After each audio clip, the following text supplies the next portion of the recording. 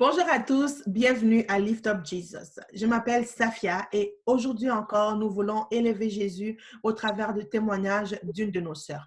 Alors aujourd'hui à l'émission, nous recevons Madame Betty Obel. Alors tout de suite, elle va se présenter et nous allons commencer notre entrevue. Alors bonjour Madame Betty Obel, comment allez-vous? Je veux bien, merci. Et vous? Ça va bien, merci.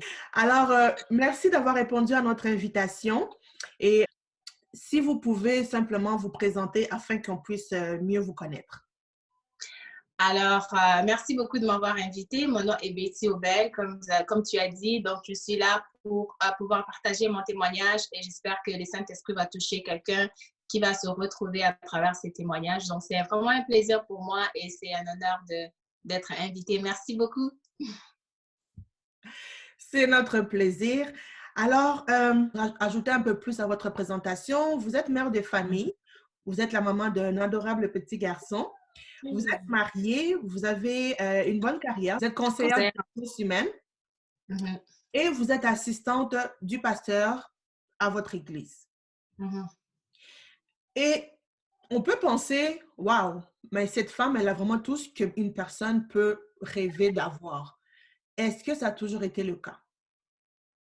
Oh, non, ça n'a pas toujours été le cas. Je pense que c'est une grâce et je crois fermement que c'est une grâce parce que je n'ai pas fait d'efforts pour avoir tout ça. Et c'est vrai que Dieu m'a fait passer par beaucoup de choses avant d'arriver par là, genre avant d'arriver là où je suis présentement. Donc, c'est vraiment une grâce. Et tous les jours, je bénis les Seigneurs pour ça parce que je ne veux même pas me donner cette opportunité-là de me dire, waouh, j'ai tout ce que je veux parce que je ne suis pas encore arrivée là où le Seigneur veut que je sois. Alors, même en chemin, avec ce que j'ai, pour moi, c'est déjà quelque chose de grand. Alors, je peux dire, non, ça n'a pas toujours été comme ça, mais Dieu m'a fait grâce. Et c'est ça.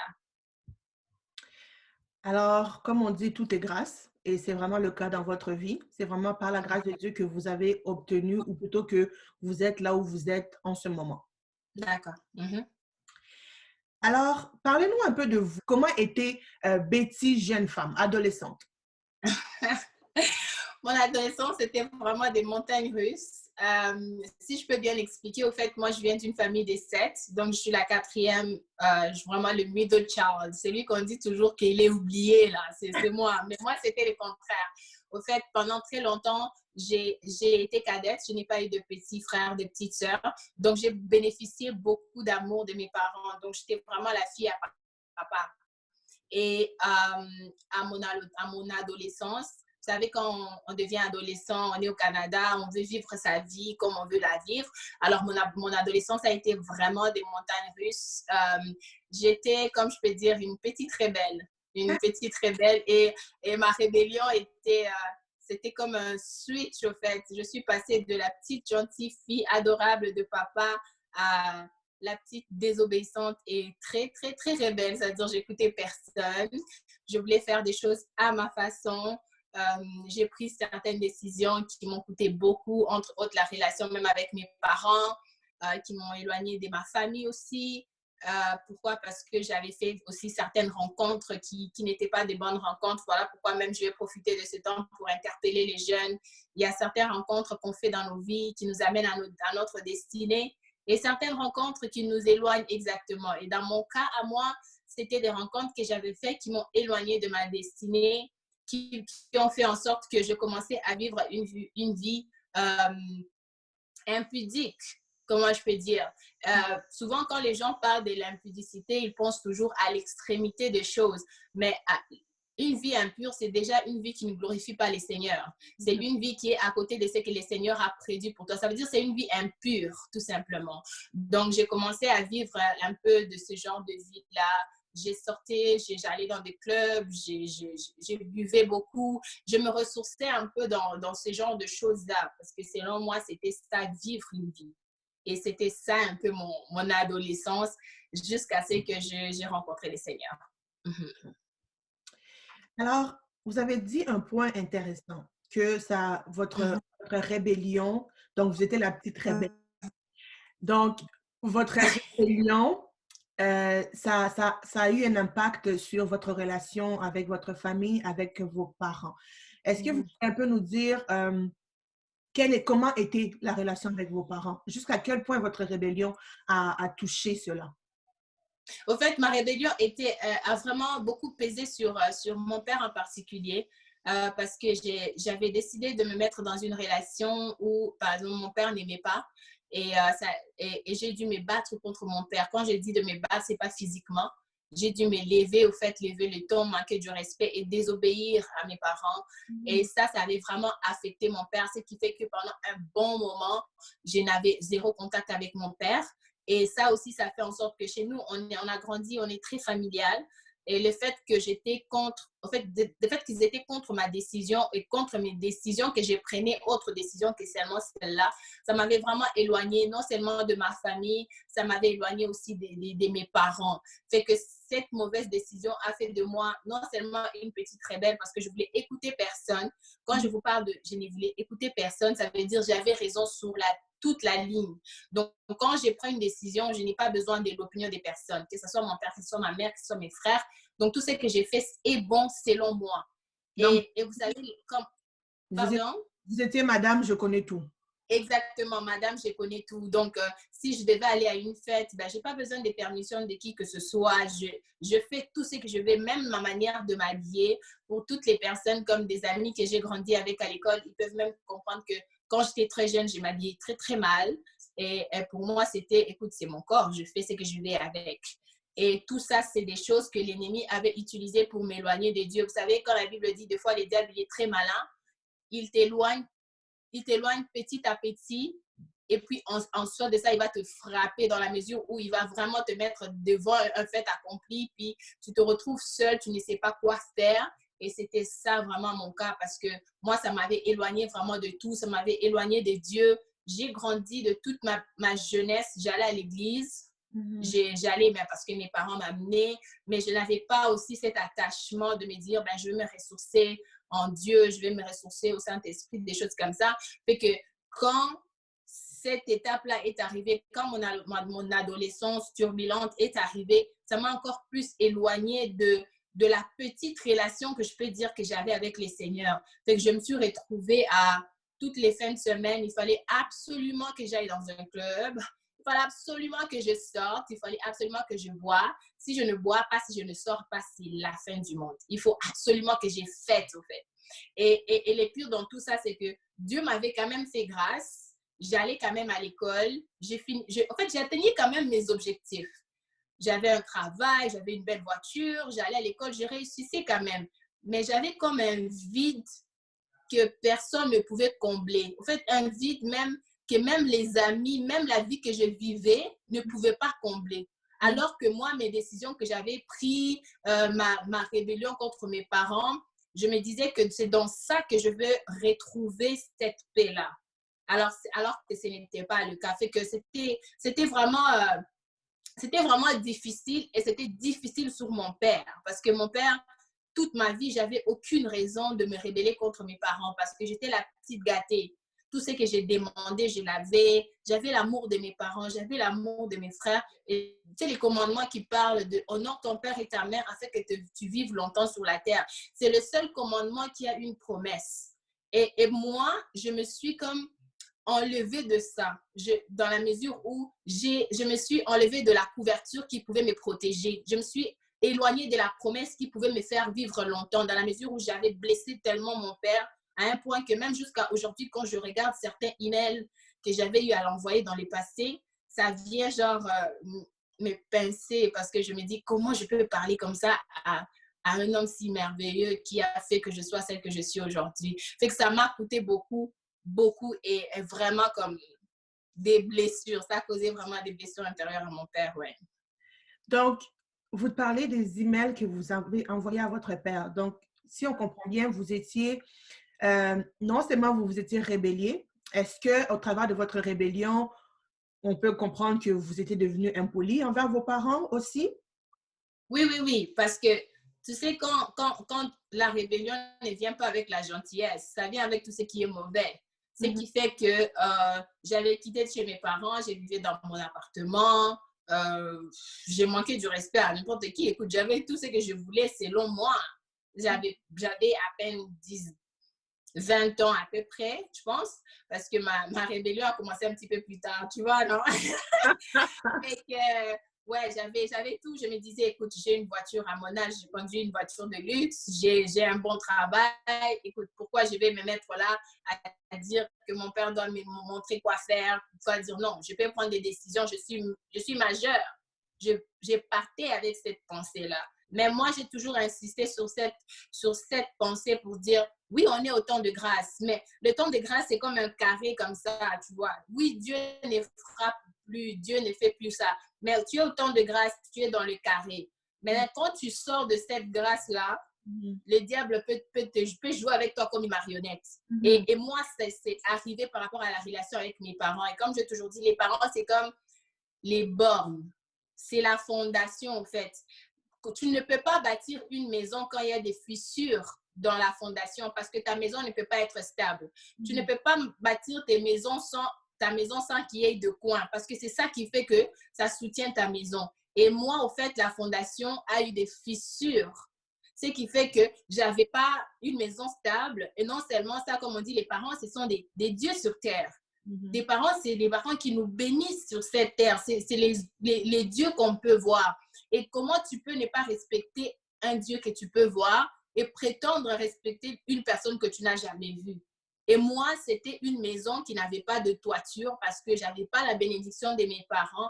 J'avais un père qui avait mal parce que sa fille l'avait tellement fait mal. Parce que mon père, au fait, je pense qu'il s'est demandé, il se disait, qu'est-ce qu'il a pu faire pour que je puisse, au fait, switcher comme ça? C'était trop brutal et c'était inattendu parce que il pouvait peut-être attendre ça d'autres personnes, mais pas de moi parce que je n'avais aucune raison, tu vois. Mais moi, dans ma vie, j'étais tranquille là. J'étais comme, oh, j'ai vécu une vie de paix alors que c'était une vie impure parce que ça m'avait éloignée même de mon Dieu. Moi qui allais à l'église avec mes parents, moi qui méditais, du coup, je me suis sentie comme déconnectée directement et je me réfugiais dans l'alcool, dans les clubs, dans les fêtes. Et c'est ça qui a fait en sorte que c'était très difficile. C'était très difficile, mon adolescence. Donc, vous avez dit que vous viviez une vie d'impudicité. Donc, vous aviez votre appartement, vous avez votre propre vie. Donc, est-ce qu'on doit comprendre qu'il y avait aussi peut-être un petit copain derrière tout ça? Oui, bien sûr. Quand je parle de la définition, quand je parle de que j'étais dans une relation que mon père n'approuvait pas, c'était que j'étais dans une relation forcée, au fait. Une relation, quand je parle de forcée, dans la mesure où j'étais consentante parce que j'étais dans cette relation-là, mais mes parents n'approuvaient pas ça parce qu'ils avaient toutes les bonnes raisons de ne pas approuver. Et moi, je me suis rébellée contre ça. Donc, ça fait, oui, j'avais un boyfriend, puis j'avais tout ce que je pouvais. Quand je parle de tout ce que je pouvais, c'est que tout ce que les jeunes filles de nos jours pensent pouvoir avoir: un boyfriend, une voiture, une maison, un appartement, puis une voiture. C'est déjà comme, c'est ta vie. Tu vis, il n'y a pas d'autant pour toi. À cet âge-là, c'est accomplir quelque chose de gros. Alors que aux yeux de Dieu, ce n'était pas ce qu'il avait prévu pour moi. Vous êtes rentré dans le mariage, dans une vie maritale, sans pour autant être marié. Exactement. C'est genre que je me suis considérée comme attitrée à quelqu'un en particulier, alors que mes parents n'ont jamais bouffé la dot, you know? Racontez-nous, comment est-ce que vous avez rencontré Jésus? Comment est-ce que Dieu a changé votre vie? Comment êtes-vous passé de la petite rebelle à une femme aujourd'hui mariée et qui plus est, elle est assistante du pasteur? Très intriguant. Moi, j'aimerais savoir comment est-ce que vous avez réussi cet exploit? Comment est-ce que cette grâce a atteint votre vie?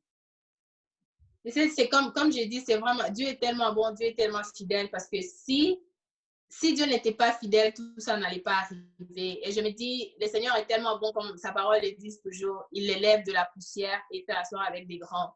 Et c'est tellement merveilleux, ce Dieu-là. Comment c'est arrivé? C'est que pendant ma rébellion, pendant ces temps-là que j'étais en train de penser que je vivais ma vie, pendant ces temps-là que je pensais que c'est ça la vie que Dieu voulait que je puisse vivre, hein, j'ai commencé à sentir un vide en moi. J'ai commencé à sentir seule. Je me sentais seule. Je me disais, mais c'est pas normal. J'ai quand même un chèque aux 2 semaines. J'ai un appartement, j'ai tout ça, comme je disais. Comment ça se fait que je me sens seule? J'ai besoin, en tout cas, c'était très profond et je ne sais pas si j'étais tombée dans la dépression parce que je commençais je pleurais toutes les nuits, j'ai pleuré et à un moment donné, c'est bizarre, pendant tout ce temps, je commençais à rappeler à Dieu, je me disais, mais Seigneur, mon père t'a servi, ma mère t'a toujours servi, tu sais, mon père a toujours fait des offrandes sur nous, comment ça se fait que je me sens comme ça? Et j'ai commencé à avoir des pensées suicidaires. Et à chaque fois que j'avais des pensées comme ça, c'est comme si chaque soir, j'avais une conversation avec quelqu'un. C'est avec le recul aujourd'hui que je comprends que c'était le Saint-Esprit. Je pense que c'est Jésus qui était toujours là pour moi. À chaque fois que j'ai pensé, je me disais, mais je ne suis même pas utile, regarde. Je n'ai pas appris à mon père, je n'ai pas appris à ma famille, je suis seule. Même si je mourrais aujourd'hui, ça ne changera rien. J'ai vraiment commencé à avoir des pensées comme ça et j'ai pleuré sous mon oreille. J'avais des calcaires là, tellement que je pleurais des larmes. Et à chaque fois, je sentais quelque chose me disait, prends une décision, prends une décision. Et à un moment donné, je pense que les Saint-Esprit a commencé à me faire ramener la mémoire pour dire, tu as blessé ton père, tu dois aller demander pardon à ton père, tu dois demander la bénédiction. Et ce que tu penses que tu es en train de vivre, ce n'est pas la volonté de Dieu, c'est une vie impure, c'est une vie d'impudicité. Il faut que tu retournes sur le bon chemin. Et je me suis battue avec ça pendant au moins des mois. Je me disais non. Le matin, je me réveillais, je faisais la même chose. Et le soir, ça me revenait pendant des mois. Un jour, une amie m'avait invitée à une église et je suis allée à cette église-là. Et c'était rendu que quand j'arrive là, on prêche, c'est comme si on te prêchait. Et ça me frustrait. Je me dis non, je ne vais plus aller. Et j'ai arrêté d'aller. Et pendant un moment, je suis restée encore à la maison. J'ai commencé encore à réavoir ce genre de choses et tout. Et du coup, je pense que je commençais à tout perdre en fait. J'ai commencé à perdre le travail, même mon boyfriend, ça n'allait pas, des choses comme ça. C'était bizarre. Et puis là, je me disais non, non, non, non. Bon, ok. Ce que je veux faire, c'est que je vais vraiment me ressourcer. J'ai commencé à me rappeler le fait que depuis toute petite, on me disait que j'allais servir le Seigneur. Et je me disais, j'ai commencé comme à avoir un peu une prise de conscience. Je me dis, mais peut-être tout ce que je suis en train de vivre, le Seigneur ne veut pas que je vive ça. Donc, je vais essayer de prendre une décision qui va être favorable. Mais je ne sais pas quelle décision, mais je pense que je vais tout laisser. Je vais retourner chez mes parents comme un enfant prodige, vraiment là, comme on le dit. Et je me battais avec cette décision. Je me battais. Je me disais, mais comment, je ne vois pas comment je vais le faire. Je ne vois pas comment je peux me réveiller un matin et puis, voilà, dire, bon, voilà, j'arrête tout ce que je suis en train de faire, je retourne chez mes parents et tout. Je ne voyais pas la faisabilité. Et ça tombait finalement qu'il y avait une retraite de jeunes. Alors, je suis allée à cette retraite de jeunes assoiffée et en colère, en fait. Pour moi, j'étais en colère parce que je me disais, mais Dieu, pourquoi tu me fais vivre ça? Sans pour autant mais réaliser, en fait, que ce n'est pas Dieu qui me fait vivre ça. C'est tout simplement, moi, je suis sortie dans la case que j'étais censée être, dans la protection que je devais avoir. Alors, quand je suis arrivée à cette retraite-là, je priais, je pleurais. Je me rappelle, la responsable de la jeunesse à l'époque, elle est venue et puis elle m'a regardée, elle a commencé à prophétiser sur moi. Alors, c'était clair, là. C'était des prophéties claires. Elle me disait, ça fait longtemps, Dieu me dit, ça fait longtemps que tu te bats avec cette décision. Mais c'est ça la décision que tu dois prendre. Dès que tu prends cette décision-là, tu vas voir même les portes vont t'ouvrir. Dieu va t'amener là où il veut t'amener parce que là où tu penses que tu es, ce n'est pas là où Dieu te veut. Même au niveau du travail, au niveau de ta vie amoureuse, de ta vie sociale, toute ta vie spirituelle, ce n'est pas là où Dieu te veut. Elle a parlé, elle a tellement parlé. Quand elle a fini, je me rappelle, je suis retournée à la maison, j'ai pleuré et j'ai décidé j'ai pris la décision d'aller voir mon père, de tout lâcher, de changer toute ma vie. Donc, et d'aller voir mon père. Donc, est-ce que ça serait lors de cette soirée-là que vous avez vraiment eu votre rencontre avec Jésus? Je ne sais pas si c'est cette soirée-là que j'ai rencontré le Seigneur, mais je pense que c'est les jours d'après. Je pense que c'est cette soirée-là où j'ai pris conscience que c'est ça que le Seigneur voulait. Et c'est des jours après parce que je devais passer à travers une séance un processus de guérison personnelle et pouvoir en fait me libérer de ce que j'avais inséré à mon père. Et c'était ça le plus dur parce qu'après cette soirée-là, j'ai tout lâché. Et quand j'ai tout lâché, je suis allée voir mon père. Et je me rappelle, cette soirée-là, je suis arrivée chez mon père. J'ai demandé à mon père que, oh papa, je vais retourner à la maison. Je m'excuse de tout ce que j'ai fait. Je te demande pardon. Et mon père il avait tellement mal. Il m'a dit, tu m'as tellement blessé que je ne pense pas te reprendre. Sur le jour où tu avais décidé de partir de la maison, c'est le jour où j'avais décidé de que tu n'allais plus jamais revenir. Et j'ai tellement pleuré en sortant. C'est ma mère m'a dit, non, tu sais, donne le temps à ton père. Ça va prendre le temps. C'était maintenant le processus après que j'ai commencé maintenant à aller vers le Seigneur. Et je me rappelle, je pense, 3 ou 4 jours après, ça, c'était vraiment que la rencontre que j'avais faite avec le Seigneur parce que je me suis renfermée dans ma chambre. J'ai tellement prié. Je n'ai jamais prié comme ça de ma vie. Et c'est là que j'ai senti comme, c'est pas, je sais pas comment expliquer. Je me suis sentie comme une toute petite dans une grande présence. C'est comme si quelqu'un venait te rassurer pour te dire, je suis avec toi. Parce que je me sentais coupable, en fait. Je me sentais impure, je me sentais sale, je sentais comme si j'avais pas de valeur. Je me dis, écoute, je viens de parler à l'homme le plus important de ma vie, qui est mon père. Il vient de me dire qu'il a tellement mal. So, c'est quoi mon purpose? C'est quoi en fait ma raison de rester sur cette terre? C'est quoi? Et c'est là que j'ai commencé à pleurer, j'ai prié, je pleurais. Et c'est là que j'ai senti que le Saint-Esprit venait me réconforter pour me dire que non, non, non, tu n'es pas impur. L'important, c'est que tu as pris le temps de te repentir. Tu as pris le temps d'accepter, de prendre conscience que ce n'est pas bon ce que tu étais en train de faire. Mais maintenant, laisse la place au Saint-Esprit, laisse le Saint-Esprit de te guider.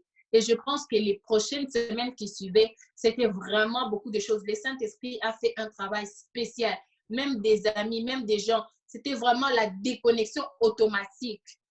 Et sur le coup, c'était un processus dur pour moi parce que je suis passée de 100 amis à 0 amis. Tu vois, j'avais une cinquantaine d'amis. Du coup, je me suis sentie isolée. Et tout ça, c'était comme, pour moi, c'était un processus de la rencontre avec les Seigneurs parce que c'est ça qui m'a permis de changer. Et Dieu m'a ouvert tellement de portes à travers ça. Dieu m'a permis de rencontrer aujourd'hui l'homme de ma vie que je n'ai jamais pensé. Même aujourd'hui, quand je m'assois, je me dis, comment j'ai rencontré cet homme? Tu vois, je suis en train de parler, j'ai un gros sourire. C'est pas parce que, tu vois, c'est parce que c'est incroyable. Je me dis, deux fois, je regarde mon mari, je me dis, mon Dieu, comme, Seigneur, tu avais tellement des plans merveilleux pour moi.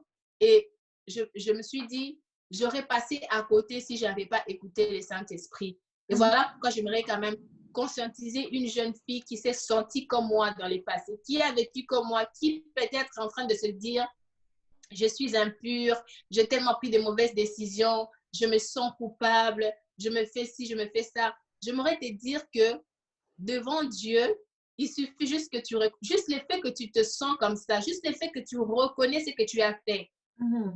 Dieu va faire en sorte que il envoie son Saint-Esprit, que le Saint-Esprit travaille en toi. Dans le fond, tu n'es pas impur parce que, oui, tu es impur parce que tu as pris certaines décisions, mais quand tu reconnais, tu laisses la place au Saint-Esprit et le Saint-Esprit te permet de te rapprocher de Dieu. Le sang de Jésus te sanctifie, te purifie et tu deviens pur, tu deviens agréable aux yeux de Dieu. Dans le processus, c'est juste de reconnaître que personne ne te décourage, que personne ne te fasse compter ton passé, ce que tu as fait, ce que tu as dit. Non, l'important, c'est ce que toi, tu connais de toi. Et ce que tu peux dire à ton Dieu dans le secret, la conversation que tu peux avoir avec Dieu dans le secret.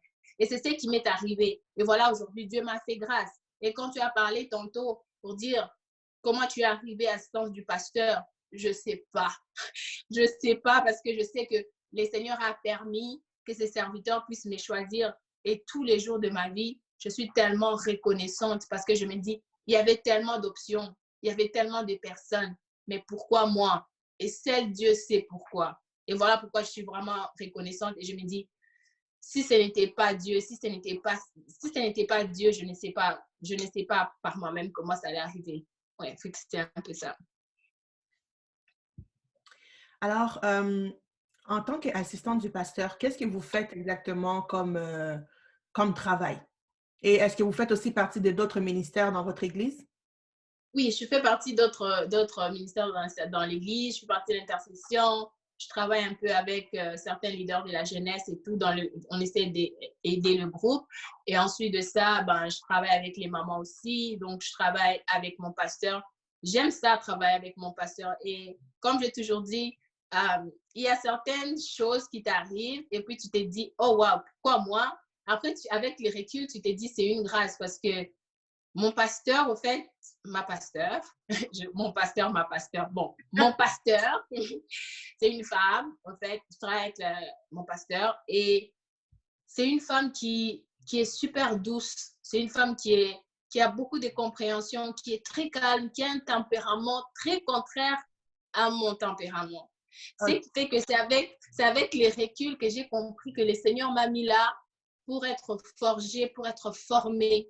En fait, je l'observe et je suis formée à travers son caractère. Et souvent, je l'ai dit, j'ai dit, Maman, je veux être comme toi, tu vois. Je veux être comme toi, tu es douce, tu es souriante en tout temps. Et j'aimerais ça avoir ces genres de caractères. Et j'ai compris que le Seigneur m'a mis à côté de cette femme pour pouvoir me donner cette belle personnalité qui est là. Et c'est vraiment une grâce. Et ça ne suffit pas seulement de prendre des rendez-vous, céduler des rendez-vous. Quand Dieu te permet d'être à côté de ses serviteurs, en même temps, tu es comme la sentinelle, au fait. Tu es comme la personne qui doit quand même, tu dois aussi faire ta part de prier pour eux, tu dois t'assurer qu'ils sont bien, tu dois t'assurer de les servir un peu comme Élisée et Élie un peu, tu vois, non? Fait que moi, le manteau, là, je l'ai dit tous les jours, je dis, moi, le manteau, quand tu vas partir, il faut me laisser le manteau. Fait que c'est un peu ça, comme je te dis, oui. Donc, c'est une grâce. C'est une bonne chose parce que vous êtes assistante du pasteur et en même temps, vous êtes aussi en formation. Donc, Oui. Donc je ne vais pas l'appeler maman pasteur, mais la pasteur, ça se dit même la pasteur ou le pasteur? Oui, mais je pense que ça s'est dit. Hein? Bon, la pasteur, mais elle est pasteur de ministère, elle est consacrée. Elle n'est pas maman pasteur parce qu'elle est femme de pasteur, mais elle est pasteur consacrée. Bon, on va l'appeler pasteur. Oui. Et on salue pasteur Sissi qui nous regarde. Alors, donc, on peut dire que vous suivez une formation au travers de cette femme de Dieu. Dieu vous a pas seulement mis à côté d'elle pour l'aider dans sa tâche, mais vraiment pour vous former aussi. Parce on était en train de parler à côté, puis vous me faisiez comprendre que Dieu vous appelle aussi à quelque chose de grand. Est-ce que vous pouvez partager avec nous? Oui, je sais que j'ai un appel au ministère, mon mari a un appel au ministère. Précisément dans quoi, où, comment ça va commencer, j'ai aucune idée. J'ai vraiment aucune idée. Et comme je te dis, moi, je ne suis pas pressée parce que je me dis, les seigneurs, il y a les temps de Dieu. Les temps de Dieu, c'est le timing parfait. On n'essaie pas de dérocher comme la preuve en est mon témoignage. Je pense que moi, j'ai essayé de mettre la pression sur Dieu. J'ai essayé de faire des choses parce que moi, je pensais que c'était bon pour moi, alors que c'était pas bon pour moi. Et le ministère, c'est pas facile. En regardant comment les gens travaillent, comment que ça demande beaucoup, il faut avoir un caractère du ministère. Et de nos jours, avec tous les scandales qui viennent, qui a trait avec le corps du Christ, ma prière, en tout cas la prière la plus élevée de mon cœur, c'est que Seigneur, si je dois rentrer officiellement dans un ministère, dans l'appel que tu m'as appelé à faire, il ne faut pas que je sois un objet de scandale ou quelqu'un qui va faire insulter ton nom. Je vais vraiment m'assurer que tu me donnes les caractéristiques possibles, tu me donnes des personnes, des mentors possibles, des formateurs, des gens qui doivent me former, comme mon pasteur, nos pasteurs, c'est des personnes qui nous forment beaucoup, qui misent sur ça, sur la parole, l'enseignement, le caractère du ministère et tout. Et je me dis, j'ai encore beaucoup à apprendre, les chemins sont encore très longs. Alors non, je ne suis pas pressée du tout. Fait que même si ça va prendre 10 ans, même si ça va prendre 20 ans, je suis très patiente. Très patiente. On pense souvent que se donner à Jésus est égal à une vie ennuyante. Donc, c'est même plus intéressant de regarder comment la pluie tombe dehors que de dire que moi, j'appartiens à Jésus. Et les gens ont souvent honte, en fait, d'afficher leur couleur, d'afficher leur amour pour Jésus.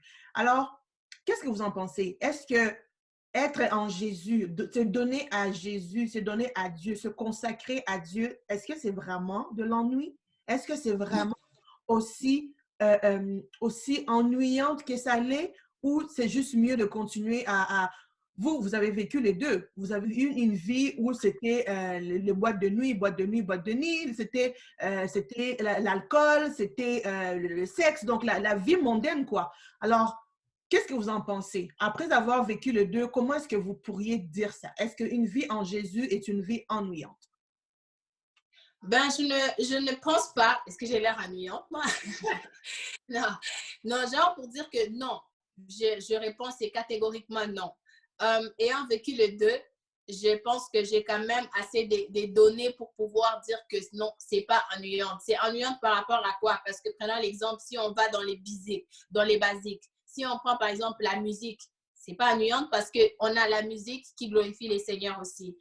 C'est ennuyant en quoi? Est-ce que parce que c'est l'alcool? L'alcool, en quoi l'alcool est bénéfique pour ta santé? Parce qu'il y a des effets secondaires qui viennent avec l'alcool. La drogue, en quoi c'est bénéfique de prendre la drogue? Parce qu'il y a des effets négatifs sur ta santé. Le sexe, en quoi c'est bénéfique pour toi? Parce que tu les fais hors mariage. Ce n'est que des esprits que tu mets en toi. Alors que la Bible me dit, par exemple, si on prend Romains 8, la Bible dit qu'il y a point de condamnation pour ceux qui sont en Christ. Yeah. Alors que quand tu es en Christ, tu n'as pas de condamnation. Tu vois, tu marches selon l'esprit, tu ne marches pas selon la chair.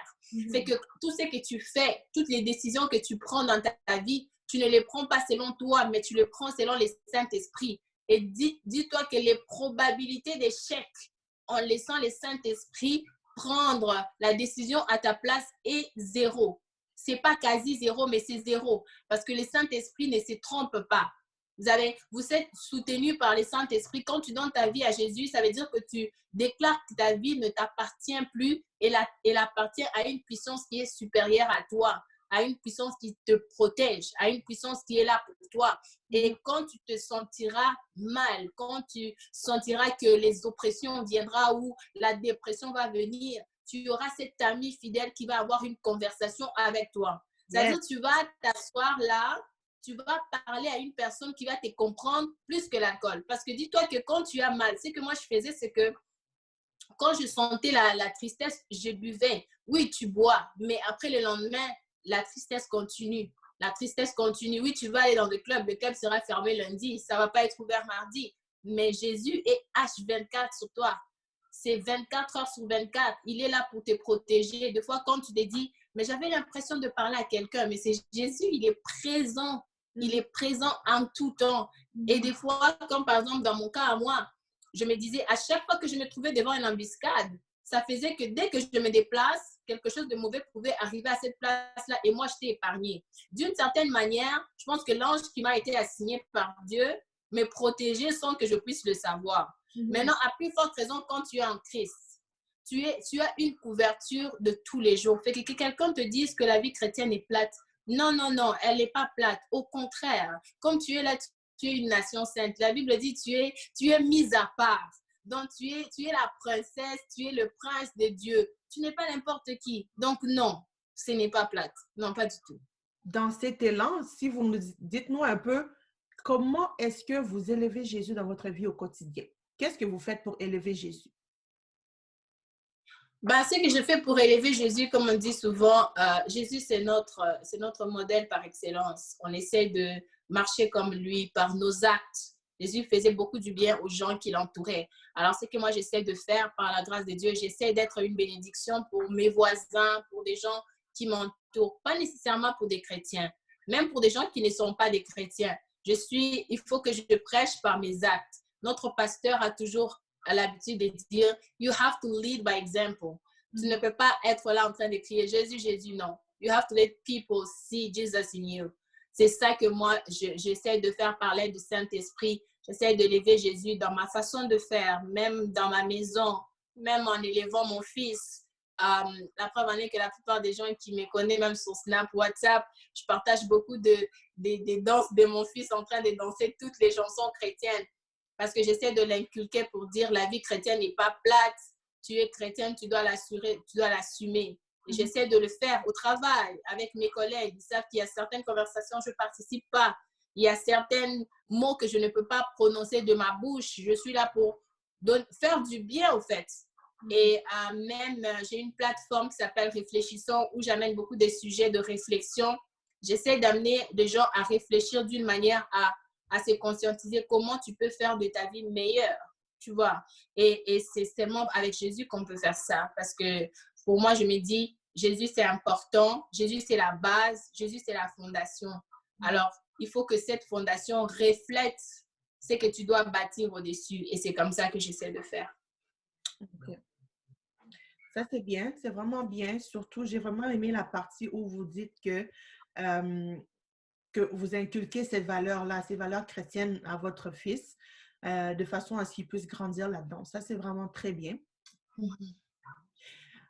Alors, merci beaucoup. Ça va être tout pour aujourd'hui. Merci beaucoup, Madame Betty Obel, d'avoir répondu à notre invitation. Nous croyons fortement que quelqu'un qui a été touché, quelqu'un qui a été béni au travers de votre témoignage. Ah, j'espère que quelqu'un a été béni. J'espère que le Saint-Esprit a permis à quelqu'un de se localiser. Et si je peux juste ajouter une dernière chose, comme je disais, si tu es à la maison, tu te sens comme j'ai eu à me sentir. Si peut-être tu t'es dit avec tes parents, c'est pas facile, comment tu penses faire? Fais ta part. Peut-être que tu n'as pas des parents parfaits, mais il n'y a personne de parfait sur cette terre. Même si que tu as essayé, ça n'a pas marché, mais confie-toi au Saint-Esprit. Parce que je crois que ta vie, elle vaut tellement mieux. La Bible dit, Dieu a tant aimé le monde qu'il a donné son Fils. Donc, ta vie a valu Jésus. Tu as valu quelqu'un qui a laissé son trône, qui a laissé sa gloire pour mourir pour toi. Donc, comme tu es là, tu marches, quand tu donnes ta vie à Jésus, tu marches dans l'assurance que ni la mort, ni l'enchantement, ni les influences de ce monde ne peut te séparer de l'amour de Christ. Donc, j'aimerais t'encourager vraiment à donner ta vie à Jésus et à ne pas te sentir impur.